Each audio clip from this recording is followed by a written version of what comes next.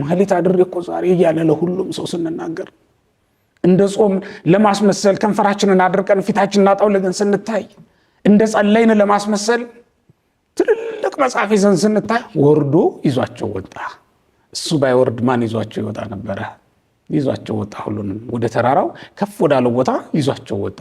መከራ የሌለበትን መርጦ ማገልገል ክርስትና ነው እንዴ? ረሃብ የሌለበትን ቦታ ብቻ መርጦ ደና ደሞዝ ያለበትን ብቻ መርጦ ማገልገል ይሄ ነው እንዴ ቅስና? ይሄ ነው እንዴ ክህነት? ይሄ ነው እንዴ ምንኩስና? ይሄ ነው እንዴ አገልግሎት? ከመነኑት ጋር ገዳም ከገቡት ጋር አብሮ ልባችን ገብቷል ነው ወይስ ከተማ ያሉትን ውጡ በማለት ልባችን ተጠምዶ እዚህ በሁከት ተረብሿል፣ ተይዟል? አይምሯችን እዚህ ተይዟል። ካህናቱ እኮ ትተውታል። መነኮሳቱም ከተማ ገብተዋል። ካህናቱም ለደሞዛቸውና ለስጋዊ ምቾታቸው ብቻ የሚጨነቁ ሆነዋል። እኛን እኮ የሚፈልገን የለም። አሁን የተለያየ ቦታ ነው ያለነው። አንዳንዶቻችን የዝሙት ዓለም ውስጥ ነው ያለነው። አንዳንዶቻችን የሐሜት ዓለም ውስጥ ነው ያለነው። አንዳንዶቻችን የስርቆት፣ አንዳንዶቻችን ደግሞ የስስት እና ያለመታመን ህይወት ውስጥ ነው የምንኖረው።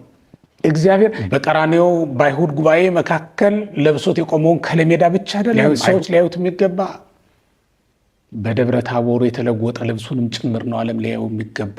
ፈተና በሌለበት ዘመን ብቻ ነጠላን አጣፍቶ መሄድ ይሄ ነው እንደ ክርስትና? መከራን፣ ረሃብን፣ ጥምን መታገስ የለም? ለምን ትፈራለህ? ለምን እንፈራለን?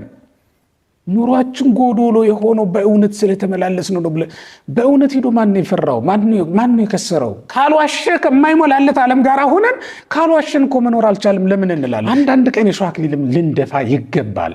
አንዳንድ ቀን የደም ካባ መልበስ ካለብን ልንለብስ እንችላለን። አንዳንድ ቀን ማቅም ልንለብስ እንችላለን። ሁልጊዜ የክብር ካባ አይደለም። ስጋውን ደሙን የምታቀብሉትን ዛሬ በስላሴ ስም የምታጠምቋትን ይችን ነፍስ እስከ ሲኦል ድረስም ቢሆን ወርዳችሁ ተከትላችሁ ሄዳችሁ ለማገልገል ዝግጆች ናችሁ።